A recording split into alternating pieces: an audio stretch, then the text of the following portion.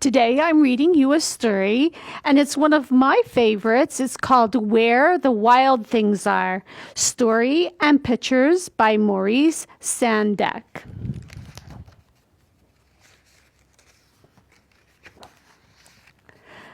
The night Max wore his wolf suit and made mischief of one kind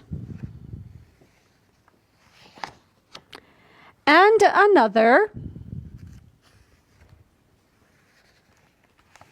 his mother called him Wild Thing, and Max said, "I'll eat you up."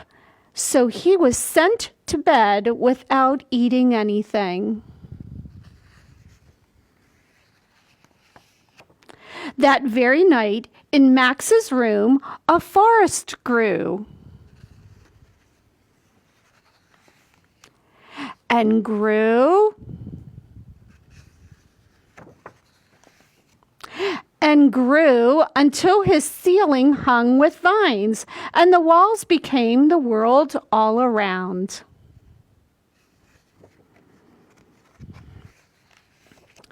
And an ocean tumbled by with a private boat for Max, and he sailed off through night and day. You see, the boat, it has his name on it, Max. And in and out of weeks and almost over a year to where the wild things are. And when he came to the place where the wild things are, they roared their terrible roars. Can you roar? I hope it sounds like a good roar. And they gnashed their terrible teeth. Do you know how to gnash your teeth? It's like this. And they rolled their terrible eyes. That's a little hard to do, to roll your eyes, but you can try. And they showed their terrible claws.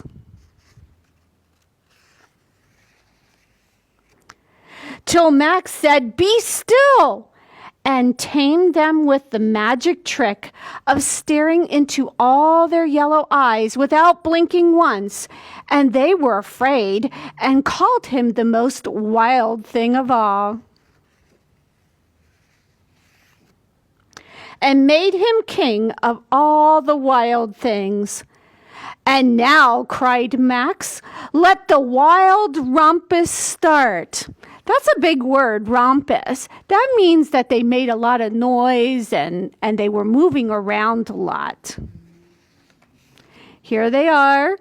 Looks like they're dancing underneath the moon. And I think I can hear the roars that they're making. And maybe stomping going on.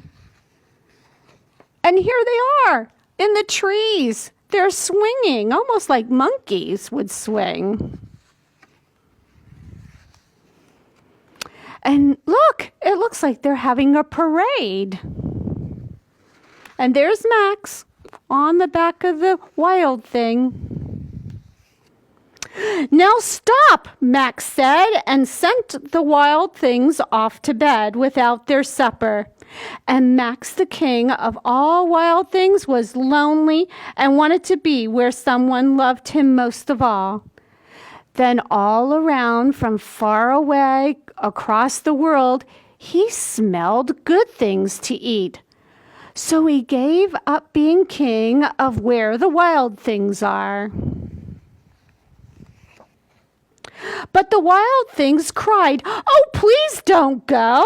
We'll eat you up. We love you so." And Max said, "No." The wild things roared their terrible roars and gnashed their terrible teeth and rolled their terrible eyes and showed their terrible claws. But Max stepped into his private boat and waved goodbye. And sailed back over a year, and in and out of weeks, and through a day. And into the night of his very own room, where he found his supper waiting for him. And it was still hot, What a story. Max was really using his imagination and pretending since he was sent to his bed. And he was right back in his room, and he was ready to eat his supper. Thank you for joining me at the story time. I have some activities for you to try at home that is related to where the wild things are. The first one is to draw one of the wild thing creatures. And it doesn't have to look like the ones that were in our book. You make up your own. Use your imagination. And I have a visitor with me today. This is Mr. Brian, and he's going to help show you what to do. We're going to take turns putting parts to the wild thing.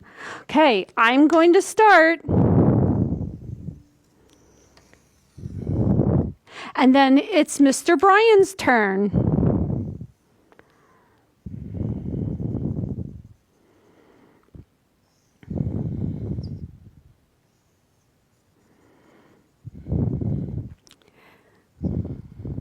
And now I'm going to do another part of the wild thing. And now it's Mr. Brian's turn.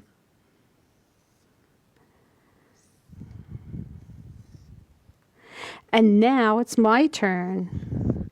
You can do this with somebody in your family or maybe a friend and just make your wild thing. And now it's Mr. Brian's turn, and I'm just going to finish it off. So you see what kind of wild thing creature you can make with somebody else in your family or a friend. Okay, that's one of our exercises, one of our activities. The next activity I want to show you is you're going to try to make a costume with things that are at home. I'm going to put my jacket on here. You go hunting through the house. Try to think of things that you can use for a costume. I have this. I made it out of a piece of paper. It's a mask. And it says on the top that I can be a wild thing. If you ask some of my family members, they would agree with that. You never thought I would be wild. And then I have my hat here, and it has some nice fur on it. So I'm going to put that on.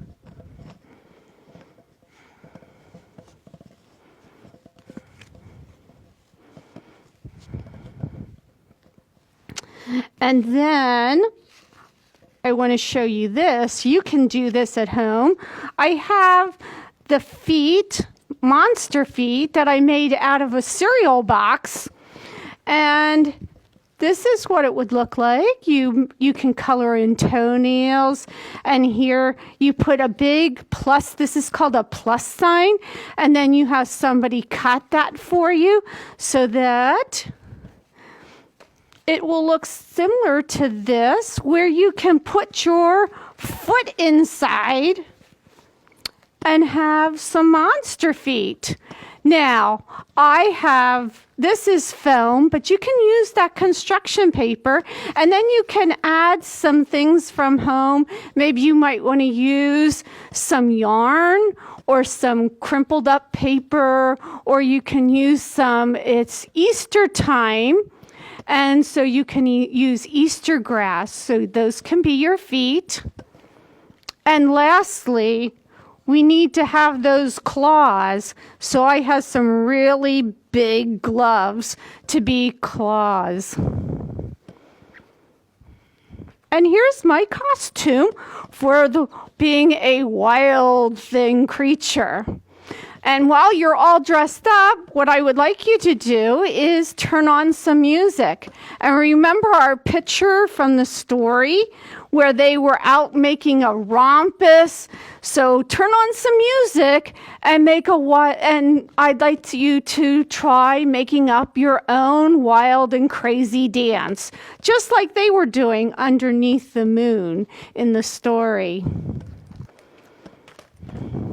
Now, if you would like to, you can go hunting at home for some other things to make some other costumes. You could retell stories, different stories that you know, or you could make up your own story after you made up your costumes.